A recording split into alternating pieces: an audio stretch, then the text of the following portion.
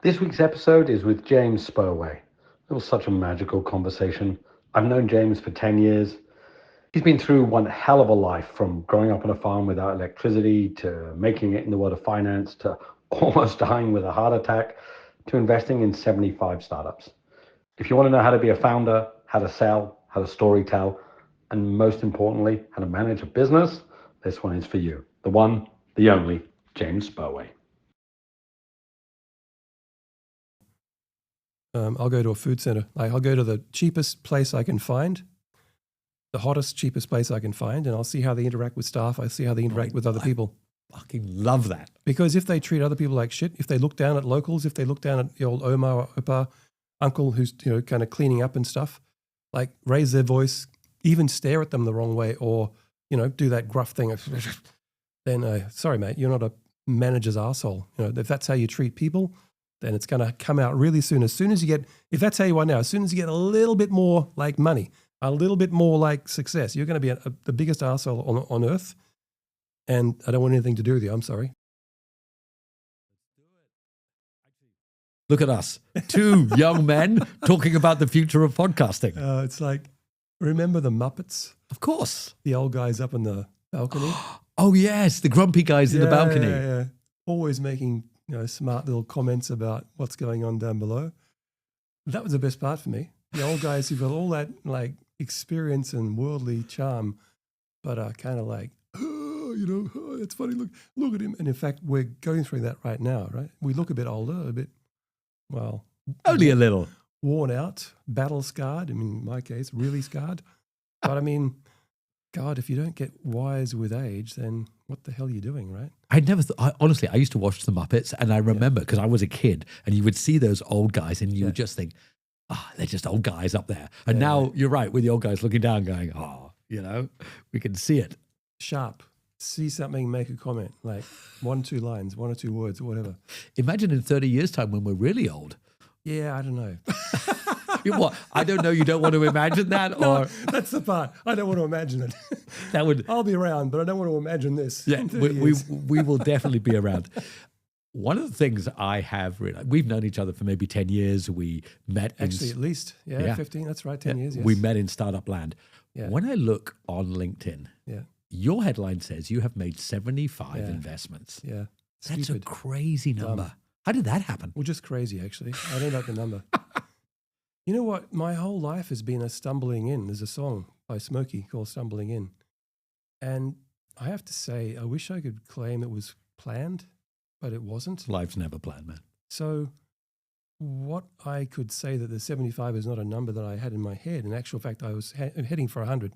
100 had to be the first thing. Get 100, you've got a dispersion. The old statistical kind of bell-shaped curve, high possibility that I'm going to make money. That was 20 odd years ago when I thought about angel investing as a professional thing. I'm going to do this professionally because I'm one of those anally retentive people who've got that. I guess you'd say I'm a recovering perfectionist. Okay. I've got that tick of it's got to be just right, which I've shaken off and tried to get rid of. But like other people who've got addictions, it kind of creeps back in sometimes. So you're never going to get rid of it totally. I thought at the start of my 20-something year journey of being an angel investor, it'd be 100. Yep. Good round number. Go and invest in 100 startups. That's a nice number. You're going to get 3, if you believe in power law, right? 3 unicorns out of that. Going to make a shit ton of money. Well, somewhere along the way, I didn't care about making money as much. I started to wonder about what am I doing? Am I leaving a legacy? And so I slowed down. Okay. In fact, the last 3 or 4 years, I really slowed down. I was on a trajectory that would have had me at 250 at least.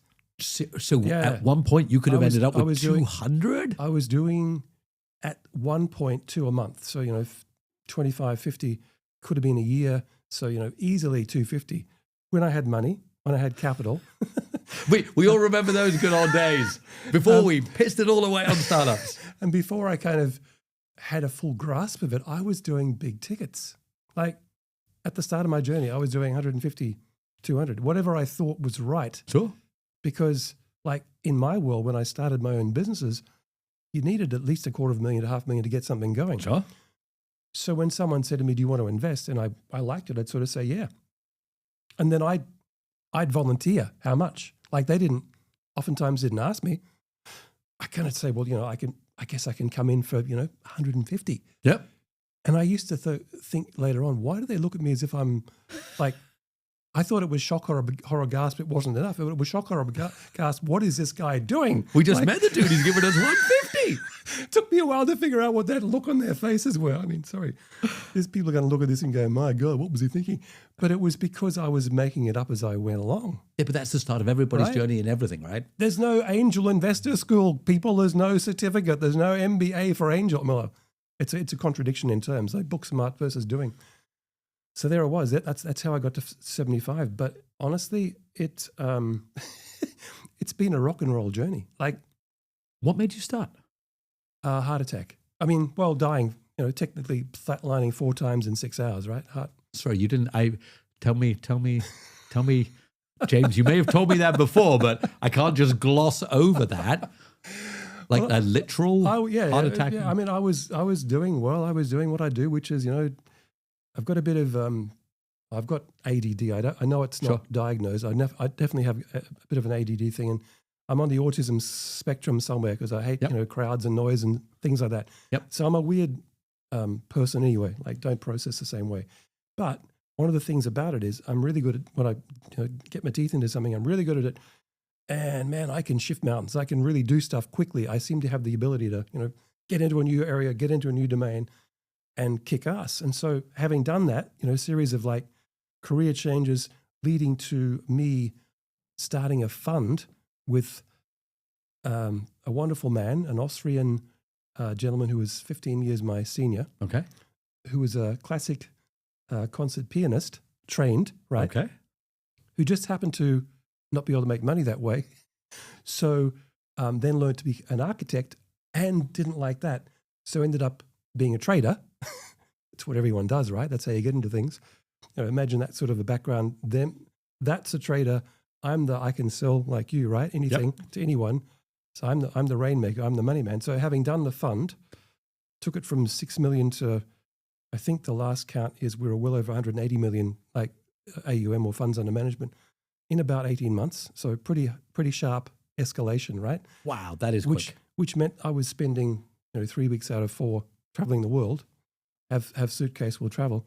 So bottom line is bad lifestyle, bad living, like too much food and drink, not enough sleep, and pressure of performing. Performance goes up and down. I'm at home in Germany with my 18-month-old son. Sylvia, my wife, was in Vietnam. It's a Sunday, and midday always makes me a bit emotional. Midday, I sort of felt a bit tired, lay down I thought I'd have a bit of a nap. Did the pillow forward around so he could have a nap with me.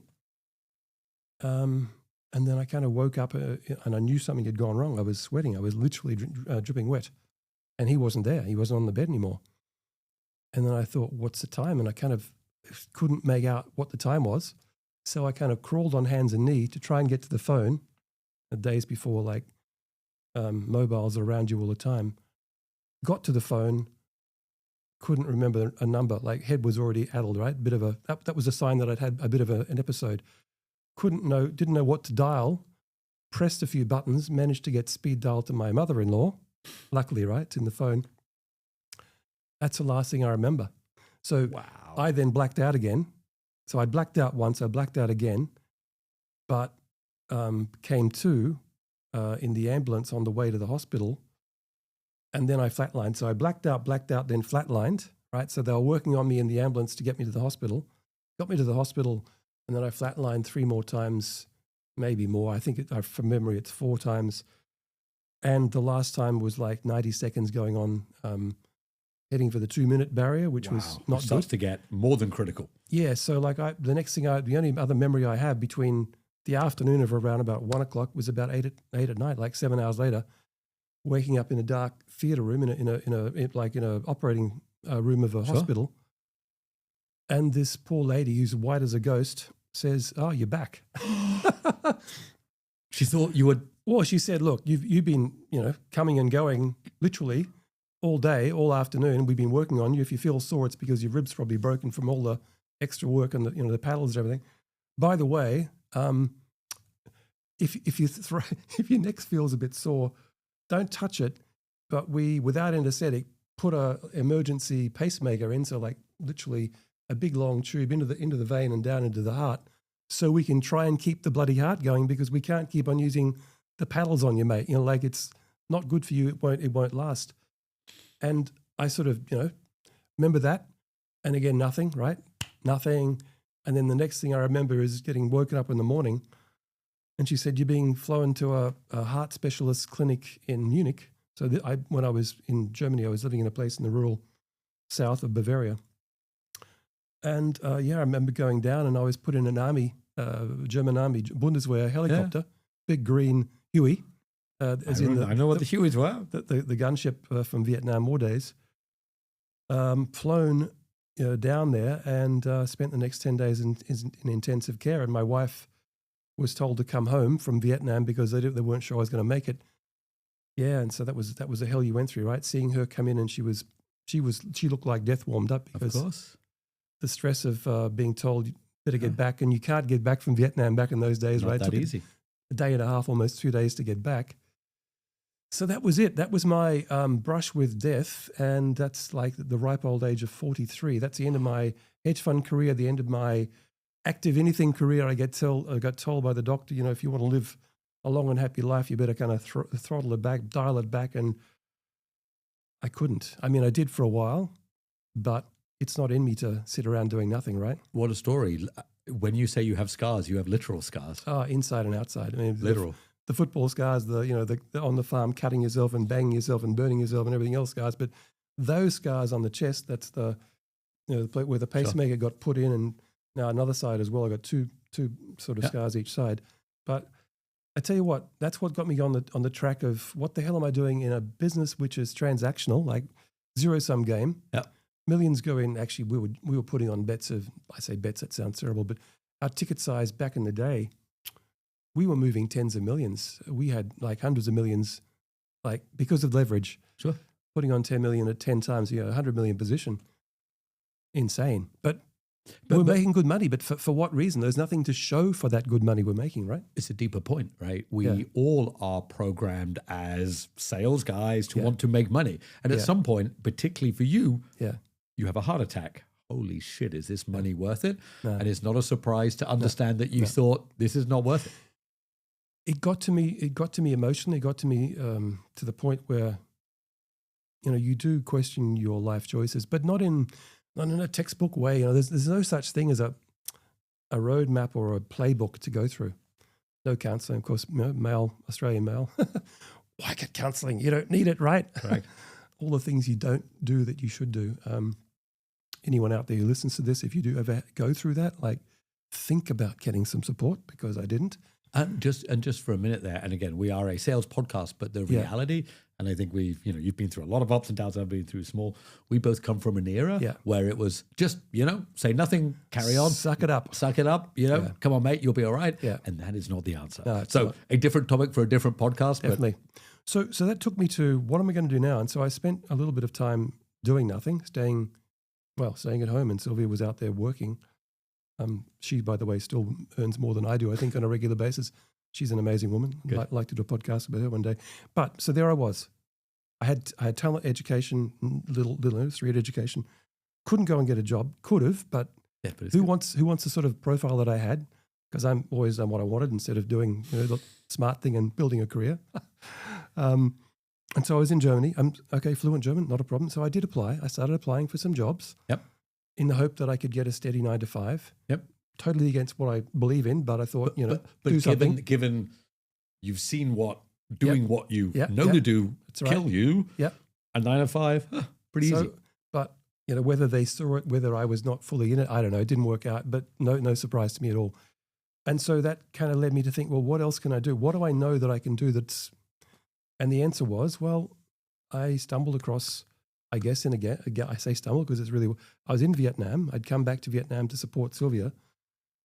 So I'm there, around the traps, and all of a sudden I noticed there's a whole lot of people out there looking for a bit of money, a bit of startup capital with great ideas. And I could see, I had this kind of like vision of, okay, that one's going to go nowhere. People, wrong. idea good, timing wrong. I had this kind of like three-dimensional view of everything that came to me. Yep. And so I started thinking, shit, maybe I can do this. Like maybe this is something I can do. Never having invested in anyone else's company, like really that was against me. It was like, that means I'm giving this to them. And it's like, okay, it's up to them. I don't get to like because that's control what this. you want to put your hands on it. Did I? I did.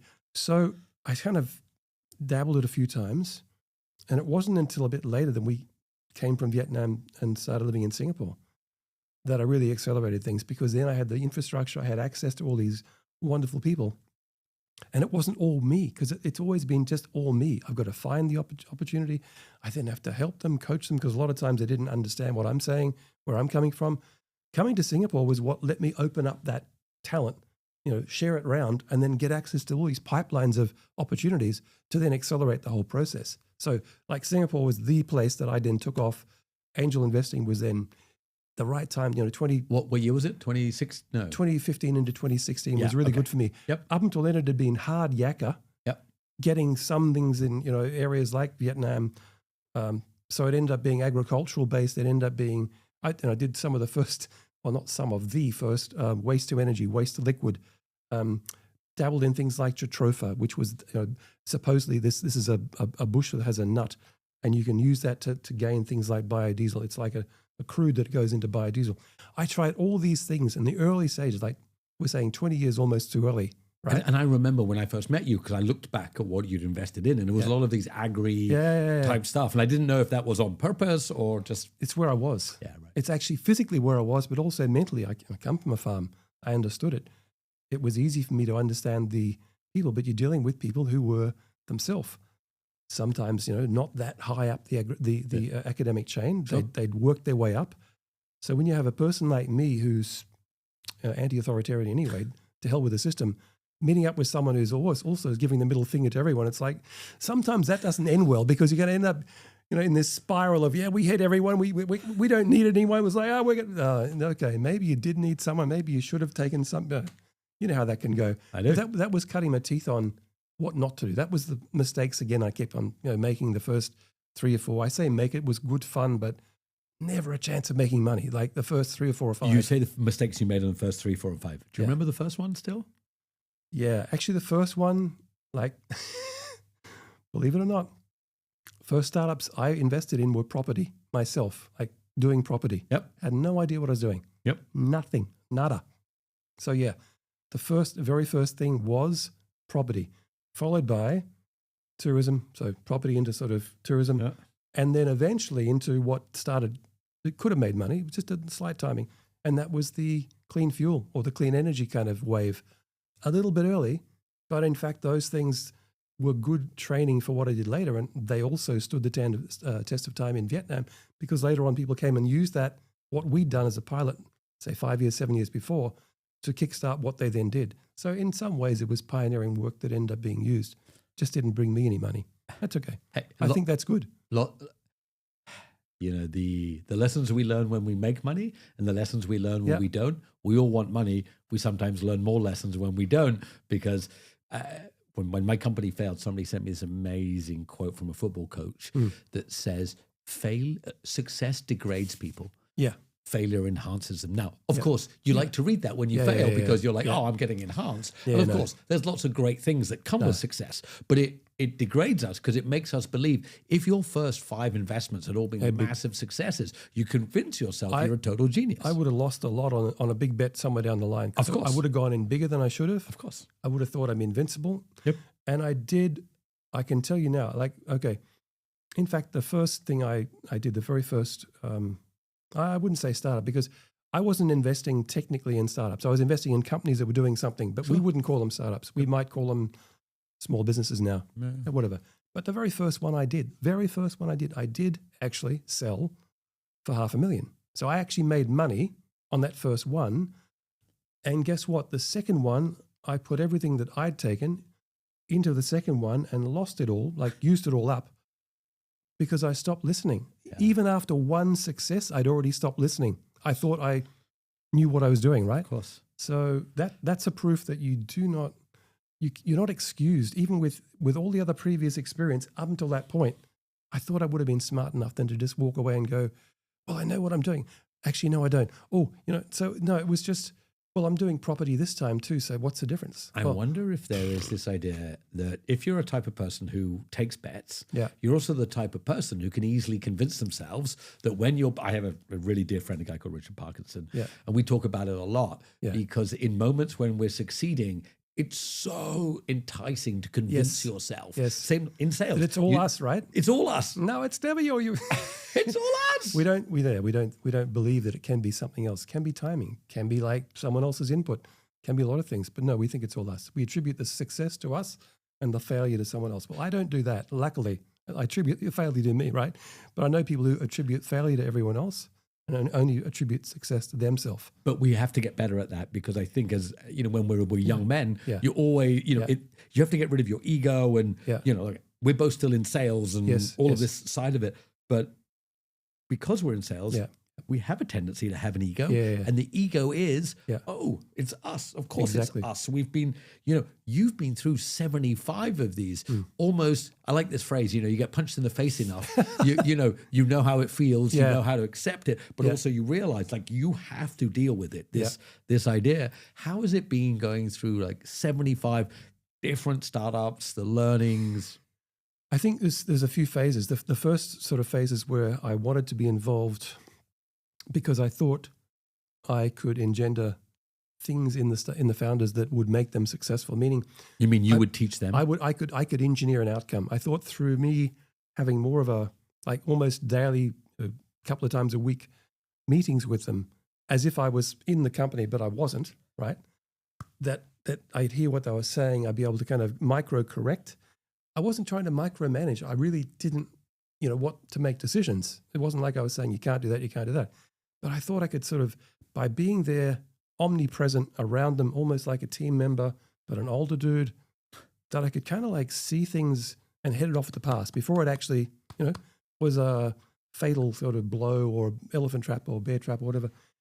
And to a certain extent, I may have helped them not go through some pretty nasty mistakes. But then again, I had to go through those mistakes to get better. So it's false logic to think that you can avoid them making mistakes. They have to make mistakes. But it's so frustrating when that one mistake that you thought, should I let them go? Should I not? Is the one that does kill them. Like for some reason blows things out of the water. Not immediately sometimes, but causes a series of things to happen after that then leads to other things that end up leading to like failure. And then you have to say, well, look, that is the way of the world. That is kind of how the beast is. Startups succeed, startups fail. So I went through I want to help you not succeed, not fail, but, mixed sort of bag. I'd say I'd give myself 50-50 in terms of maybe I help, maybe I didn't.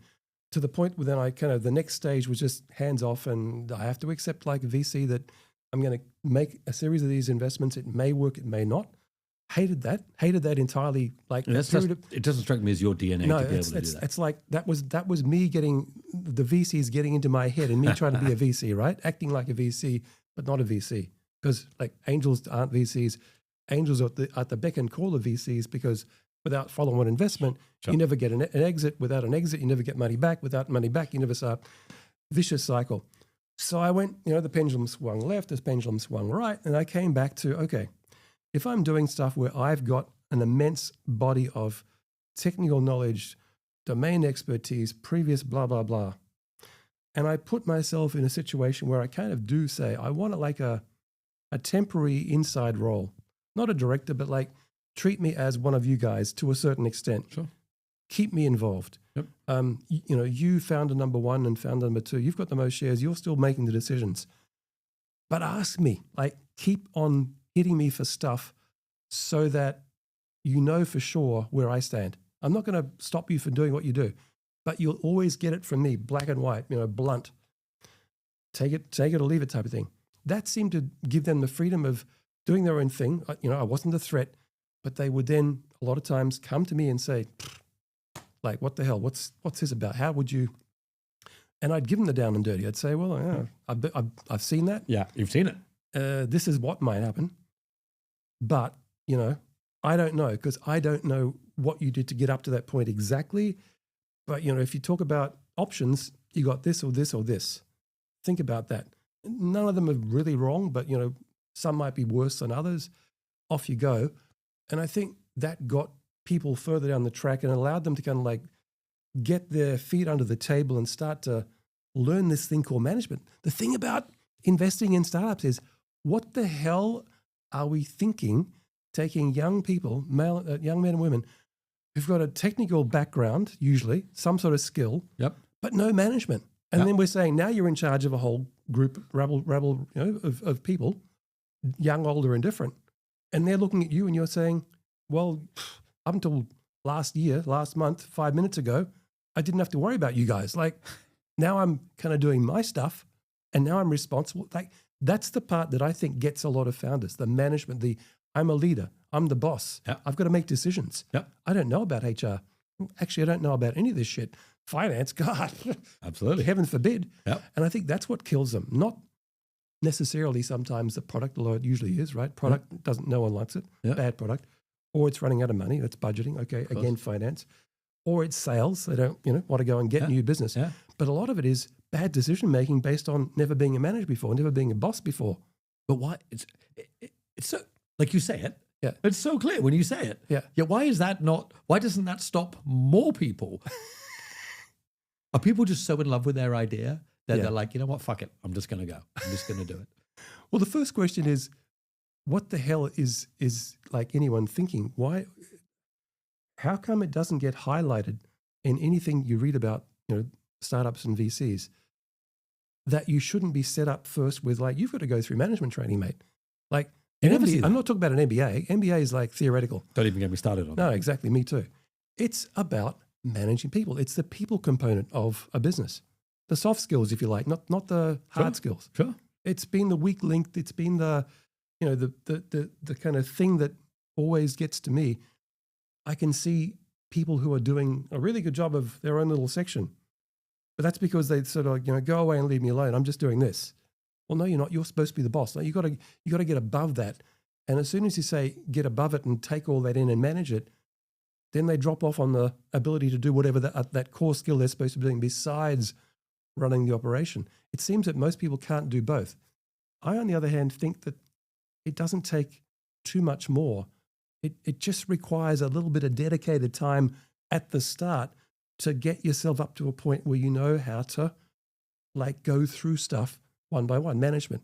And I think that's the thing that if I could impart that into any founder these days, I would say, don't get into this if you don't like and you've never been and can't imagine yourself running a business with other people and making decisions about them, their lives, right?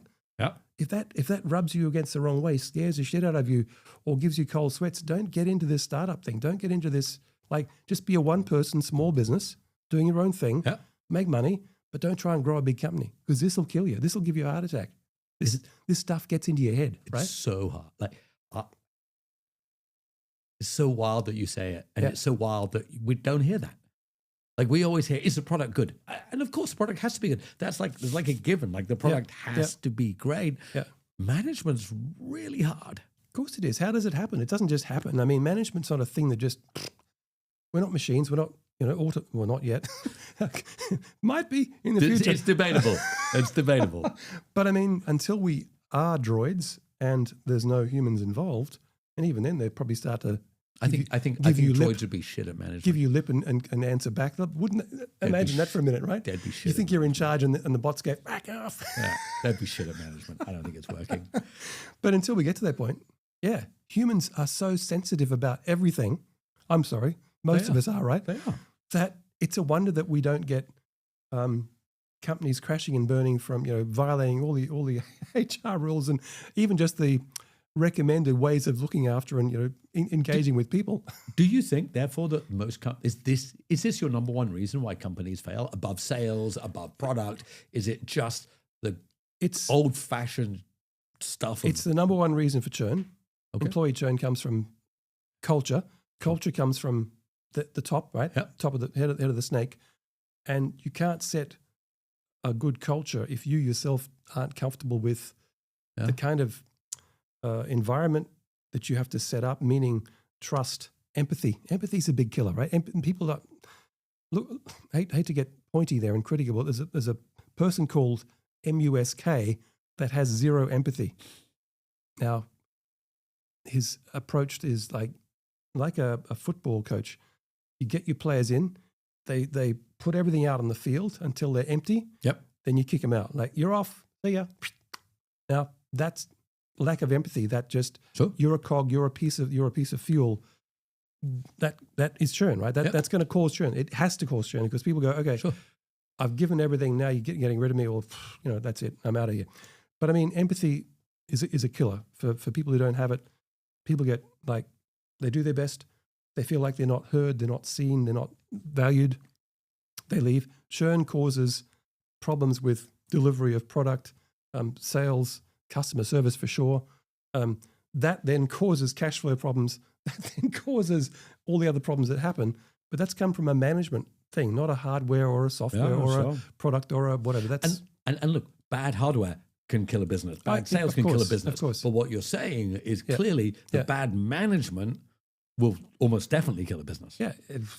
Who wants to work for an arsehole? I'm sorry to say. I mean, we've all done it in the past. We've all done it. Put out, zipped our mouth up and go, no, I'll have to bite my tongue because I'm too far down the rank. But as soon as you get the option, as soon as someone values you more, gives you an offer, it's like, see you later. Well, you know what they say. You don't leave bad jobs, you leave bad bosses. Correct. Right? 100%. So can you tell now? So so I feel when I meet somebody today for some of my clients, I interview people for them. What they say to me is, Ned, we've hired people in the past. We thought they were salespeople. They're not. And I, whether I'm being egotistical, big-headed, I feel I can spot salespeople quickly. For you, obviously, salespeople, but can you see a manager? Do you know if they're going to be good? What I tend to do is if it's in a physical case, like in Singapore, I'll go to a food center. Like, I'll go to the cheapest place I can find, the hottest, cheapest place I can find, and I'll see how they interact with staff. I see how they interact with other people. Fucking love that. Because if they treat other people like shit, if they look down at locals, if they look down at the old Oma or Opa uncle who's kind of cleaning up and stuff, like raise their voice, even stare at them the wrong way, or do that gruff thing, then sorry mate, you're not a manager's arsehole. If that's how you treat people, then it's going to come out really soon. As soon as you get, if that's how you are now, as soon as you get a little bit more like money, a little bit more like success, you're going to be the biggest arsehole on earth. And I don't want anything to do with you. I'm sorry. But that's that comes out. Now, if you can't do that, just being a bit giving them a bit of a roughing up verbally, I'm sorry, not talking about swearing, but I'm saying cutting them off. Yep. Like, let them talk, then cut them off. Yeah. Then interject a couple of times, then correct them, right? Sort of do that psychological spin where they kind of go, if they get angry straight away, because it's the ego, right? If they go as if to say, but you're the one trying to give them money, right? But if they get angry with you straight away for that, it's like, okay, if you think that's bad, God, you got nothing, like no idea what it's going to be like down the track. So I wouldn't put money with them because I know they're not going to raise more money. They're going to blow through that money and probably just treat you like shit. Like, you're just the money guy, like, who are you? I honestly, man, I absolutely love that because I have this thing, like, there is, my father-in-law had this statement: you meet the king or the queen or the road sweeper, and if you treat them any different, shame on you. Yeah. You got to treat every single person the same. And it is, I have one criteria for people. Are you a good human? I don't give a shit if you work in the food court. That's right. And, particularly, it's like, I've got $1 billion. I don't give a shit. Like, it's not. And so what you're saying is empathy is the main thing. Empathy, and also, like, you talk about that anger. If somebody riles you up, you got to, because if you go around screaming at your staff. No, exactly. So everyone's going to piss you off at some point. I get angry. I still get angry at 65 years old. I haven't got to the point where I can laugh and smile and just say, thank you for that. Thank you for the bad and thank you for the good. I'm grateful for both. I am in my head grateful for both, but I do respond sometimes with this kind of initial, the face contorts a bit and it's like, okay, didn't expect that. But I've learned to kind of like either get up and walk away or, switch topics, change things enough to give me space to kind of like get back into that, and not be put out by it. Because if you can't, you are never going to be in a position to be able to, I think, request, demand, ask for whatever that from the other side. If you can't show it, if you can't demonstrate it, if you can't like be that person, don't ask them to be the same. Like don't ask them to be better than you or to toe some sort of line if you yourself can't be that yourself. Like that's the other thing about this. And I've seen, it's the old do as I say, not what I do type of thing. But I've seen a lot of investors make the mistake of almost demanding layers and qualities and like things from the people they invest in that they themselves don't model, don't follow in a lifestyle value thing. And I think that's a bit two-faced too. So I know it's a two-way thing. I know as an investor you've got to be a bit what's the word? You've got to be a leader, but you've also got to be equitable. You can't be too, like Sure. one-way street thing. But again, it's a personal side of you. So don't look at my company. Don't look at what I've done. Look at how I'm interacting with you. And I think founders have every right to look at the actual person who's representing the money. And in this case, it's the same person, right? Me and the money. But in a VC, it's the person, the founder. Sure. Sorry, the partner or the managing partner. And if that person doesn't show them the respect or doesn't give them that feeling that they do matter as a founder, then okay, maybe look for another outfit because again, looking at it that way, right? That relationship is potentially going to last longer than some marriages. And so, and you're going to have a lot more, there's a lot more riding on it. That's also being a bit unfair because marriages, kids, family, but I'm serious. I'm not saying that flippantly. I think hence, choosing wisely the investor side, that's also important. And you have the right to do that as a founder. So there is a two-way street here. But yes, the answer is, I think both of us understand and we see in founders a sort of, it's either very quick and very clear that they're open people, they kind of like listen, they like to learn. They're the sort of people who will always take advice, the right advice. Or they're closed people, they're focused on themselves, and they don't treat other people nicely. So that's them. And money doesn't change people. That person's the same. Money just magnifies it times 10, right? Whatever's happening there in that person at the start.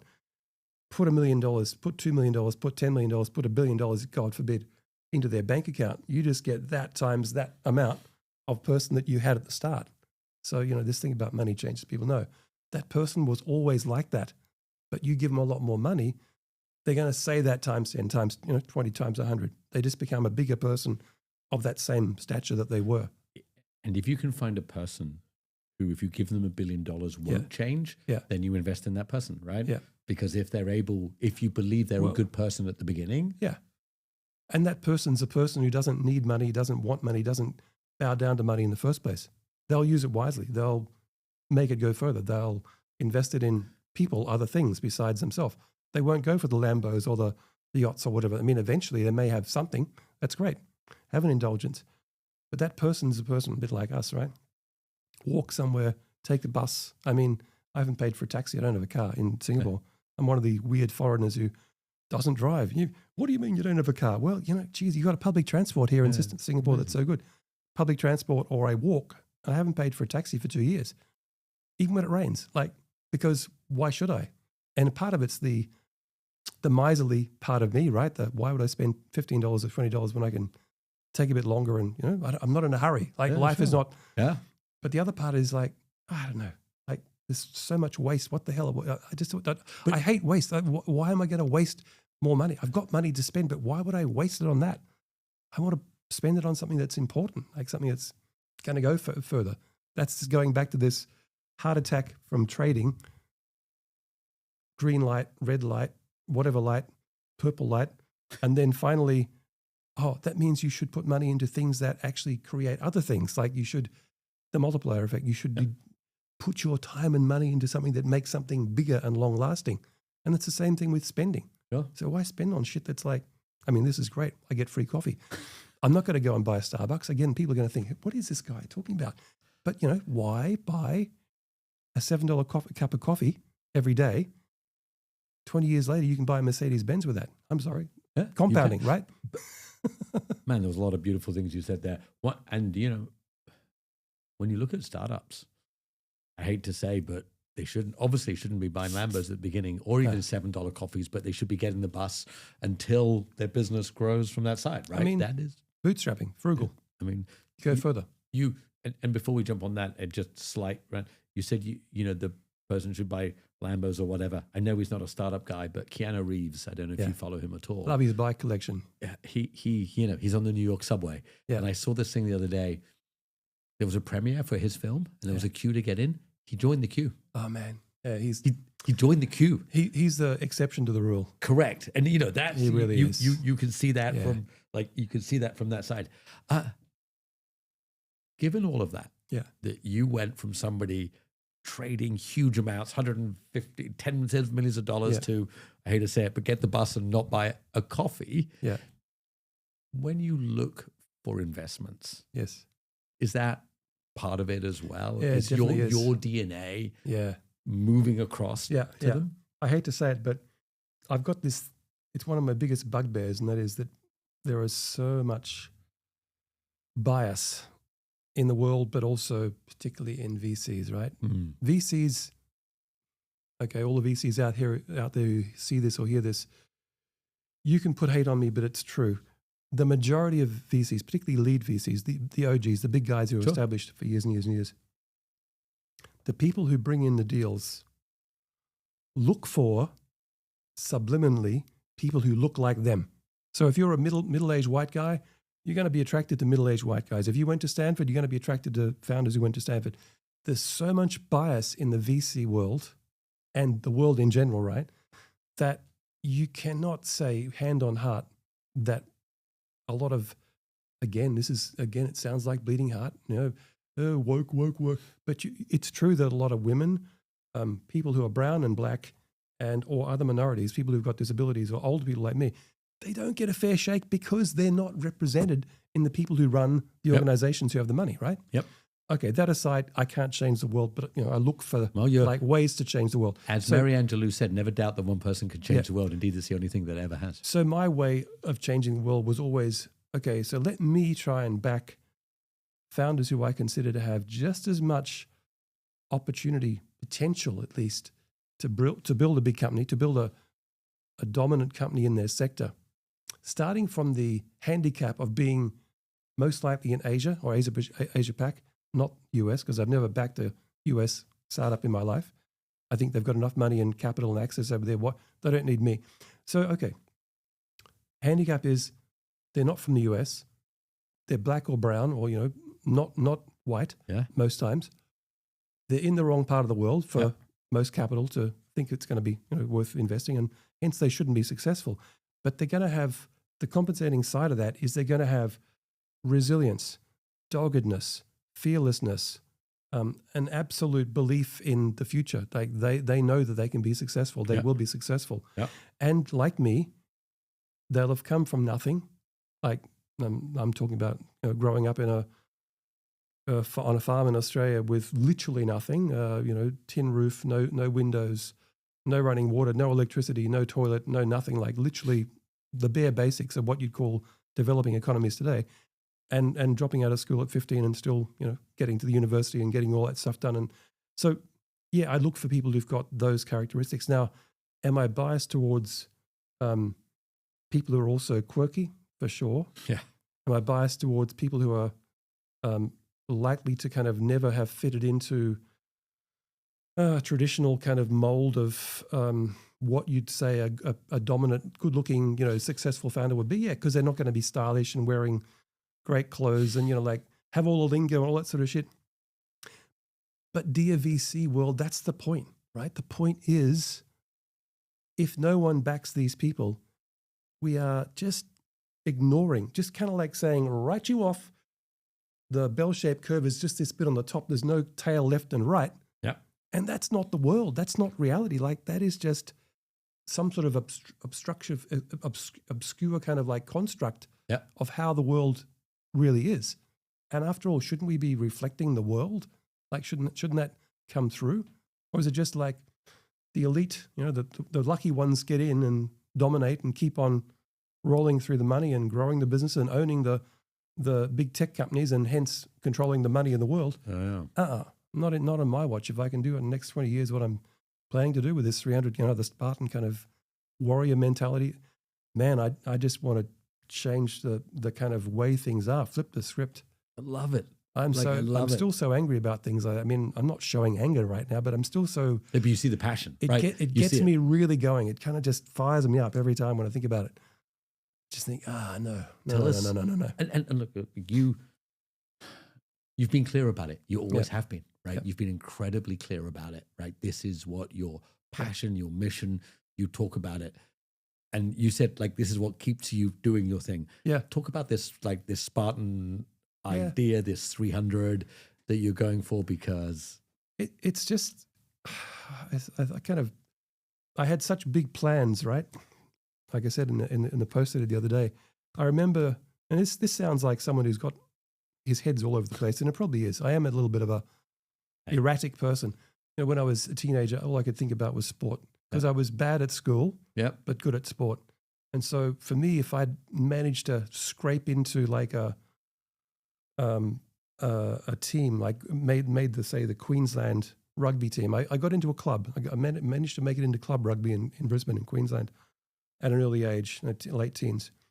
But, again, I wasn't quite good enough, tried hard, had the physical, I guess, attributes kind of, but didn't have the background of having done it since juniors. Like I'd come in quite late. I'd been very good at tennis and cricket when I was young. And then in my teens, switched and wanted to play rugby. But most of the people who made it in rugby have been playing since 6. So again, all these things you do, you don't know, you don't realize at the time that you've actually you did this thing. I mean, I'm not the biggest Steve Jobs fan, but he built some great stuff. Yeah, and whether it's his phrase or not, you can only connect the dots backwards. Yeah, correct. You can't connect them forward as much as you believe you can. Yeah, exactly. So, anyway. So you kind of get to that point, have a dream. Follow the dream, realize, okay, I ain't going to work out, not because of, I'm not a giver up. I don't give in easily, but sometimes you go, okay, for sure. Refocus. So then, like, that was in my teens. And in my 20s, as I said, all I could think of, I went up, changed jobs, went from Bank Johnny to driving, bulldozers, front end loaders, big trucks in an industrial mining sort of site, made 3 times as much money, spent it all on getting a private pilot and commercial pilot license. And then all I wanted to do was get into the airlines, right? Fly a jumbo jet. And then again, retrospectively applied and got told, well, you need, you can't wear glasses. You have to have perfect vision, because there's so many pilots who want to go into Qantas, best in Australia. We only take people who don't need corrective whatever. And I needed glasses. I had this one eye is weaker than the other, sort of said, okay, that's another dream, shot down. Okay. 30s when I started focusing on money, like really thinking money was not the end goal, but money can get you stuff. Like money can allow you to do stuff. And so that's when you really start to kick in and say, okay. But it wasn't until later that I started to realize that it's been fun. The journey's been great. I've helped a lot of people. I've done okay myself. I'm happy, with where I am. But what's the legacy look like? What am I really leaving behind? Like, am I changing something? Am I moving the needle at all? Yep. And I thought what I had to do was raise capital and become a VC and just be able to invest money. And if I could invest money, I would move the money around and only give it to the people I thought were, going to be the ones that somehow were different. But in fact, giving them the money and nothing else makes them like everyone else, right? They have then the same problems. They kind of have the money. That's like a validation, but they don't get the support, the like really kind of like basic management, as you said, understanding how to manage and build, then the marketing, then the sales, then the finance, then everything else. They don't have all that. VCs don't give them that. They put them through an accelerator. Bob's your uncle. You're out the other side and off you go. Oh, and by the way, you've blown your money. Okay, that's okay. We expected most of you to fail anyway. So see you. Like, good luck next time. Whatever. Like, that's it. Where's that helping them? Not. How's that kind of building stronger people? It's not. It's tearing them down. So the idea was, I may not be able to bring them all the money. Maybe I can get some money. Maybe that's part of the equation. But what I can bring them is, and that's why the numbers come from like tens of thousands, millions down to 300. It's also the big play on the Spartan, the 300. Okay. Yeah. There's a lot of visual and psychological. I'm using that. I'm borrowing off that very heavily because that's in my mind. That film, that whole mythos, that whole, it's like fascinating to me. But it's true, right? You can have a small group of people and they can achieve amazing results far and away bigger than sometimes a big army. Yep. Because of the focus, because of the dedication, because they believe in everything that you're talking about. They live it, they breathe it.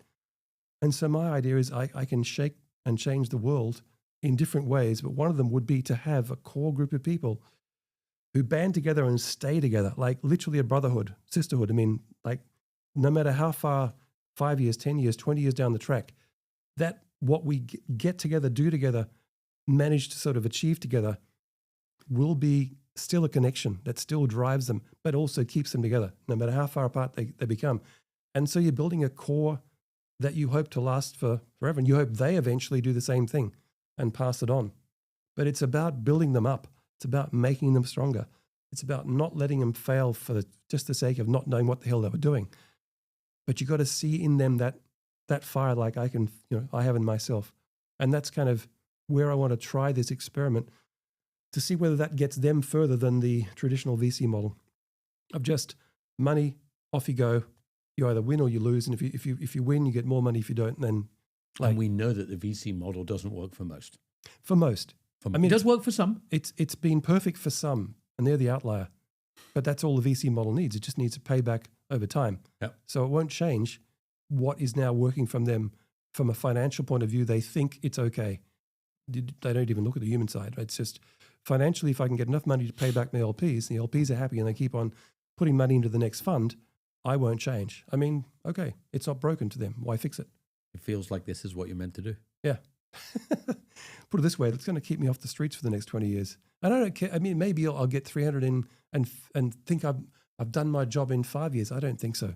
I think at 20 years, I'll still be struggling to get 300. Maybe it'll be a life's work that is incomplete. I'm okay with that. Again, my friend Richard Parkinson, who has done very well in life and could have easily, the phrase, just sit at home and clip coupons. You know the phrase? Oh, yeah. Exactly.